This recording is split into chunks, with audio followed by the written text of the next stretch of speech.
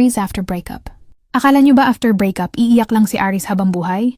Akala nyo broken-hearted sila forever at hindi makaka-move on? Mali kayo. Ganito talaga ang nangyayari kay Aries kapag tapos na ang relationship. 1. Sa simula, bulkang sumabog, galit na galit. Oo, sobrang sakit at sobrang init ng ulo nila sa simula. Todo bigay sila kapag mahal, todo sakit din kapag nasaktan. Ilalabas nila lahat ng emosyon, sigaw, tampo, galit. Walang halong plastic, ramdam mong sobrang nasaktan sila. Pero huwag kang mag-alala. Mabilis din mawala ang init ng ulo nila. Oh, I don't need you mode activated. Kapag lumipas ang galit, pride naman ang susunod. Hindi sila maghahabol. Hindi sila magmamakaawa kahit anong mangyari. Sasabihin nila sa sarili, kung ayaw mo, edi huwag.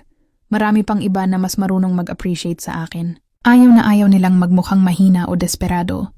Para sa kanila, mas mahalaga ang dignidad nila. 3 glow up at success mode, best revenge. I-divert nila lahat ng sakit at energy sa sarili. Gym, work, business, travel, gala with friends.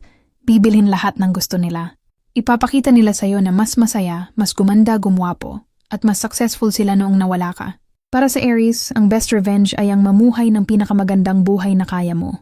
4. Sandali lang ang lungkot, mabilis mag-move on. Oo, iiyak din sila sa gabi, malulungkot, mamimiss ka. Pero hindi ito tatagal. Aries are forward thinkers. Ayaw nila ng baggage. Ayaw nila ng past na humihila pababa. Kapag tapos na, tapos na. Focus na sila sa future, sa mga bagong adventures at opportunities. Mindset nila, life goes on at mas maganda pa ang darating. 5. Kapag tapos na, wala nang balikan. Kahit mahal ka pa nila, kahit miss ka na nila, hindi na sila babalik. Pride at respeto sa sarili ang pipigil sa kanila. Kapag nasaktan mo sila or iniwan mo, burado ka na sa buhay nila. Walang second chances, walang let's be friends, deadmahan lang forever. Kaya huwag ka nang magtaka kung makita mong sobrang saya ni Aries after breakup. Hindi kasi sila nasira ng hiwalayan, pinaganda lang nila ang buhay nila para patunayang kaya nila. Relate ka ba dito?